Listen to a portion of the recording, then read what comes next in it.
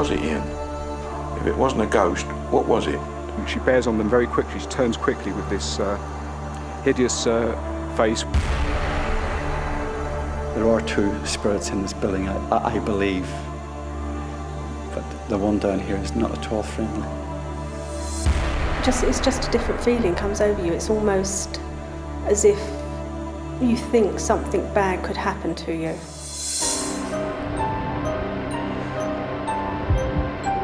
These stories are some of the strangest experiences ever described in the UK. We can't tell if they're true, but they are all recounted by ordinary people. Now they are your witnesses.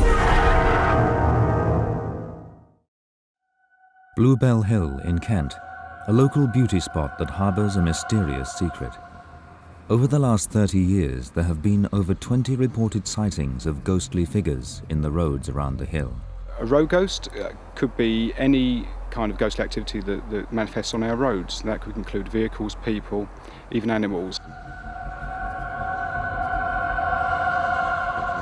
The first recorded sightings, which are really nothing more anecdotes at that stage, begin really in 1967. This is 2 years after a fatal car crash on the hill in which 3 young women died. Thereafter, there was one in 68, a prominent one in 74, and pretty well a gap up to 1977, where we have another named witness encounter. In the earliest reports relating to Blue Bell Hill involving the phantom hitchhiker, the girl who would wait by the roadside, she was a young woman, often described with fair hair and light clothing, a Macintosh, something of that nature. And the earliest reports describe her entering the car and describing excitedly the wedding that she was going to be at the next day. She's due to be married the following day. In some other versions, it's been a supposed bridesmaid talking excitedly about her friend's wedding. But Ian Sharp knew nothing of these reported sightings as he drove home late one night in 1992. Coming down Blue Bell Hill, he thought he saw a woman in the road. When I first saw her, she was standing in the centre of the road by the crash barrier, just standing there. And I was driving down, I was doing about 50 miles an hour, and as I saw her, I started to brake, and then she just sort of, not run, but a fast walk straight out in front of the car. And I hit her, and it seems as if everything went into slow motion. She went under the car, and as she went down, I hit her on her left-hand side, and as I hit her, she was looking at me, eye to eye, straight at me. Ian jammed on the brakes, but when he got out to help, the woman had vanished. Who or what had stepped out in front of the car? He went straight to the police to report the accident. When I came back with the police, not knowing anything of this accident that happened 27 years beforehand, I was still convinced there was somebody laying somewhere, and we had the police had torches and they were looking all around and couldn't find anything at all. And it was the policeman then who told me it's another sighting of the Blue Bell Hill ghost. To Ian, I'm sure this was absolutely a totally shockingly real experience. He observed this woman some way ahead, 1,700 yards ahead. It was, I believe, at 10 to midnight on the 8th of November, Sunday, and he was doing around about 50 miles an hour. And he saw this woman under very good observational conditions, with overhead carriageway lights. A few years before, Blue Bell Hill was totally dark, so he had good time to see this woman, be sure of what he saw, not be mistaken, and he was more attuned to what her behaviour was going to be than what she was. For Ian, the mystery deepened when paranormal researcher Sean Tudor began investigating his sighting. He bought a book with him. All the police files were in the book, and different pictures and picture of the car. And he said, would I like to look at the pictures of the 4 women who were in the car? And when I was looking at the pictures in Sean's book, the third picture that I came to was I just froze. And Sean took the book away from me, and I said, that's the girl that I hit. It's not surprising that the 65 car crash should be the focus for the ghost stories that grew up thereafter.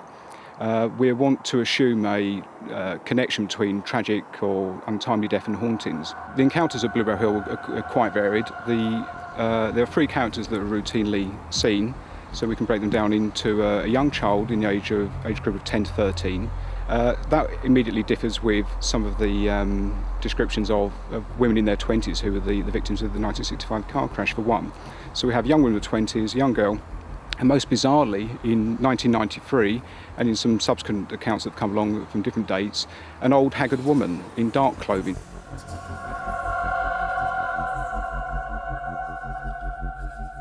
This is a character who's hunched in the middle of the road, waiting for the vehicle in a similar manner. But as the vehicle slows and approaches with her in the middle of the road, she bears on them very quickly. She turns quickly with this hideous face with beady eyes and a black maw of a mouth, and hisses at them. Some people have seen an old woman running up and down the hill, and someone else has seen a woman floating across with no legs. Could these reported sightings be related to the fatal crash in '65? Blue Bell Hill had been a sacred site for thousands of years. Is this linked to the women's presence? Or could there be a psychological reason behind these phenomena? Blue Bell Hill has a stock of legends, not surprisingly, long before the Phantom Hitchhiker or the modern spate of encounters. Many of the ghost reports and spirit reports around the country, particularly in the open air, and that includes the Phantom Hitchhiker reports of places like Blue Bell Hill and so on, are also happening in areas where you have a very ancient, you have stone circles, you have runic stones and so on, and they often happen in proximity to those. And there is a feeling that actually what the witnesses are doing is tuning in some way to this ancient history of the site. When we look at places like Blue Bell Hill, we have a natural of sanctity marked by the Neolithic ancestors who 4,000 years ago revered the site enough to build their constructions, their monoliths and stone circles. In more recent times, we come to the Romans, there's a site of a Roman temple on Blue Bell Hill, so it was obviously a place that was held in the minds to be something special. Are the sightings somehow linked to ancient legend? Or could there be a more modern explanation? The Phantom Hitchhiker phenomenon appears to be not exactly unique, but it has some interesting characteristics, one of which is to do with hypnopompic and hypnagogic imagery. As you go in or out of normal sleep, it's the point at which you're really susceptible to hallucination. And this may happen with highway hypnosis. When you're driving, you may get into a kind of altered state of almost trance-like state. You're aware, but you're not quite with it. And when you move out of that state, because the car has to be adjusted in some way, or direction and so on, you have to turn a corner, then it may be that you come out of that state and you are prone to hallucinations. It's my belief that at places like Blue Bell Hill, where the two come together, where we have a history of reverence by ancient peoples, even today it has an aura about it which people tend to mark as unusual, plus this switched off state, which is the night driving condition. The two coming together make it a prime area for road ghost activity to occur. Albert Budden, a researcher into electromagnetic fields, has also looked into this hypnosis theory. It's a kind of highway hypnosis. It's also known as highway hypnosis, where visual stimuli fed in through the windscreen again and again in a darkened situation will create an effect called habituation. This is where these monotonous stimuli fed into the brain repeatedly will cause the brain to switch off. The brain can be triggered by electromagnetic fields, can be triggered spontaneously. People can have hallucinations, and the electromagnetic fields can also alter the environment. Apart from the ancient stones around Blue Bell Hill, there are, of course, very modern artefacts, such as the BBC transmitters, such as ordinary power lines and so on. And there is a whole school of study in this area that those power sources can literally scramble the signals in the brain and create hallucinations and so on. In actual fact, I've had cases where there have been 2 or more people who have been in an electromagnetic hotspot, and they have all reported the same phantom perceptions. The mind's important. Are we talking about this woman imagine this form? If so, then lots of people who've heard nothing about Blue Bell Hill are imagining the same thing in the same location, the same description, the same pattern of events, and there obviously is a mystery there. Whether it's related to ghosts as we might understand them is another matter, but there's obviously something there that's worthy of exploration. So are these sightings the result of hallucinations, highway hypnosis and electromagnetic radiation? Or could there really be ghosts haunting the roads of Blue Bell Hill? The figures seen on Blue Bell Hill are ghosts in as much as they appear to be figures that are not actually there in the way that we would perceive ourselves to be there, but where they come from, we don't know. I can't convince myself that there's ghosts. But then the other hand says, well, what was it, Ian? If it wasn't a ghost, what was it? There are two spirits in this building, I believe. But the one down here is not at all friendly. It's almost as if you think something bad could happen to you.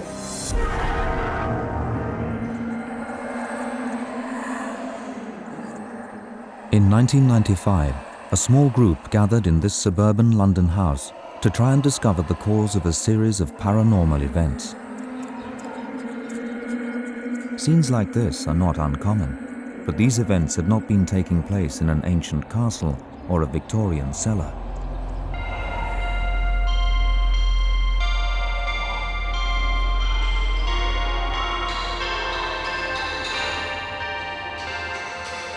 The manager of the nursery at this community centre in an ordinary London suburb wishes to remain anonymous. When we first come here with the children and the staff, it was just quite a normal setting. And then one day, some big cars, like coupe cars, started moving across the room by themselves. The children actually saw the coupe car moving and notified one of the staff. They said, look, the car's moving by themselves. So the staff, in order not to sort of frighten the children, we actually made out we were pulling it by string. We call our ghost Russell. He tends to help us, and I actually think he protects us. I mean, there's been burglaries here where things have been on tables ready to go out the door and nothing's been taken. And I feel that Russell's probably shown himself and frightened off the burglars. Workers at the community centre soon accepted the strange but harmless occurrences. They even nicknamed the friendly ghost Russell, thanks to the frequent but unexplainable sounds of rustling paper. Staff would often arrive at work to find the kettle already boiling, or the TV mysteriously turning itself on and off. Once we saw that there was a frequency of what was happening, we started doing a log of dates, times, and incidents that were occurring. We would put the day, the time, and there was lots of different incidents, from the cars going around the room to noises to what sounded like tables falling around the building, and you go into the room and nothing was there. In 1994, I became the local beat officer for the area. I came and reintroduced myself to the staff here, Pauline and Dawn.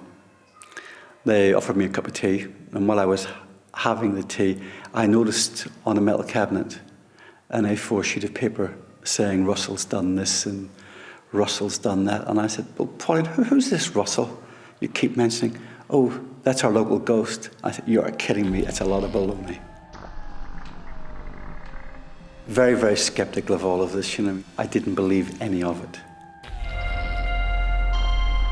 So we did a ghost watch here. One of my colleagues and a few other people came along. We turned up and we had various people in various rooms. I was allocated the main canteen area. And then a few things started to happen.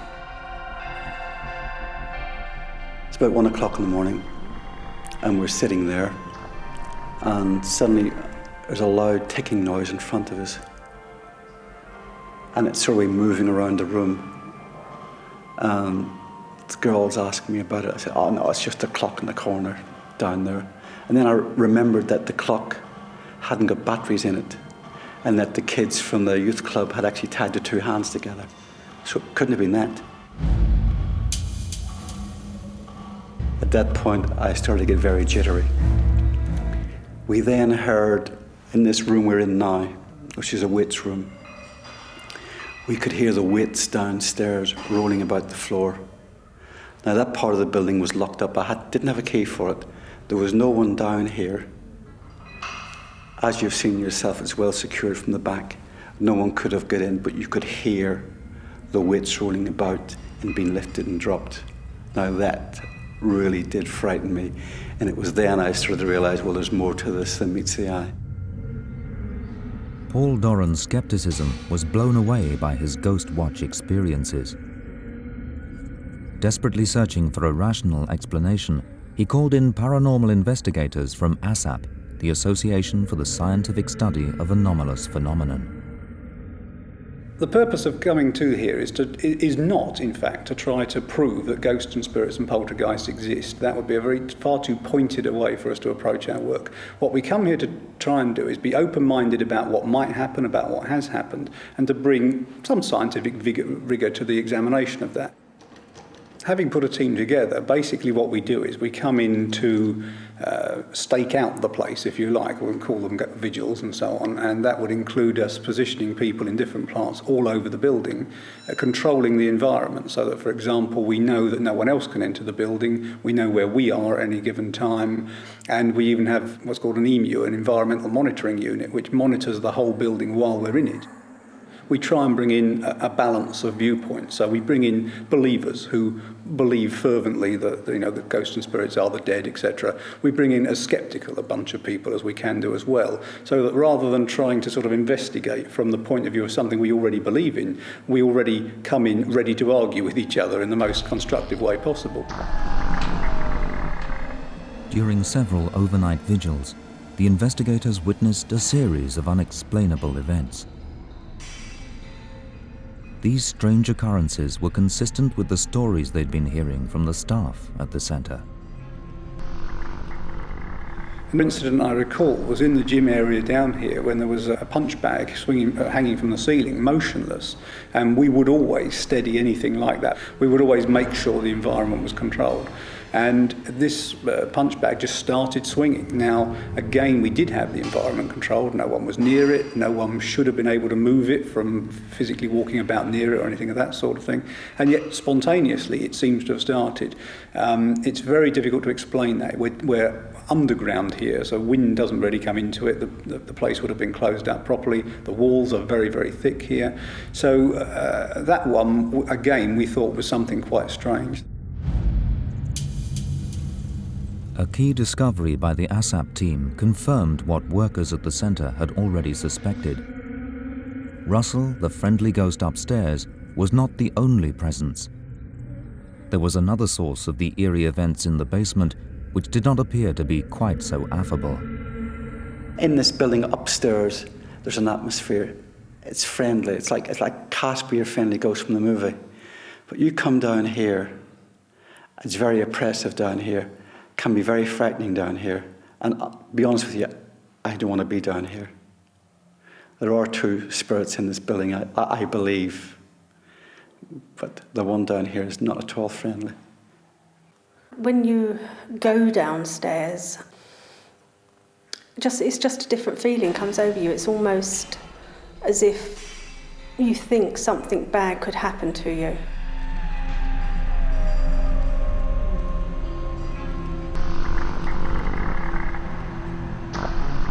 On a couple of occasions when it has been very, very oppressive, and I have just gone back up those stairs as fast as my legs would carry me because I don't want to be down here. I do not want to be down here. It's fine being down here with a lot of people, but being down here, one or two of you, when you walk down those stairs and you come into this room, or you go into that boiler room, and the temperature drops, you know there's something wrong. We decided to do a Ouija board. The reason of this was to try and find out who actually was in the building. They cajoled me into taking part, And I thought, yeah, well, fair enough, I'll sit down here with them.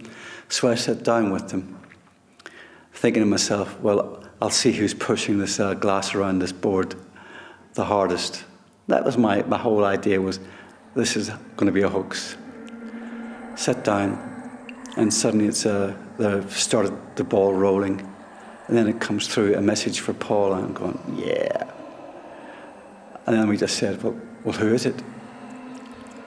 And then suddenly that glass took off, and it shot across that board, PC149Q. My best friend in the police had died a few years before, and that was his shoulder number. Now, no one around that table or in that building at that time knew who he was or what his shoulder number was.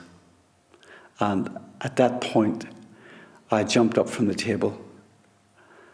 I'd gone pure white. I was shaking like a leaf. I grabbed hold of a metal cabinet that was there, and I just held on to it until I stopped shaking.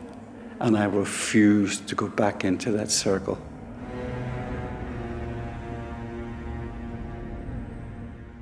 No one in the centre has ever been hurt by any of the extraordinary events, but they continue to trouble the staff to this day.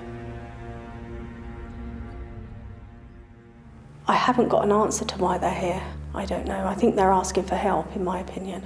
I'd be very sad to lose Russell. Although when you walk in the building sometimes by yourself you shiver and shake, I actually think of him as a friend. The other spirit downstairs, I would just like to see shot of. I've got no qualms about that one. With a lot of the paranormal, you're also down to the witness. You're down to how much you trust the witness. And I found the witnesses here to be totally trustworthy people, including the policeman involved and including the manager of the centre. I had no reason to doubt their honesty. So I think something real was happening here. During my time in the police service, I've had knives pulled on me. I've been beaten up. I've had guns pulled on me. I've been frightened then, but not as frightened as I am of this stuff.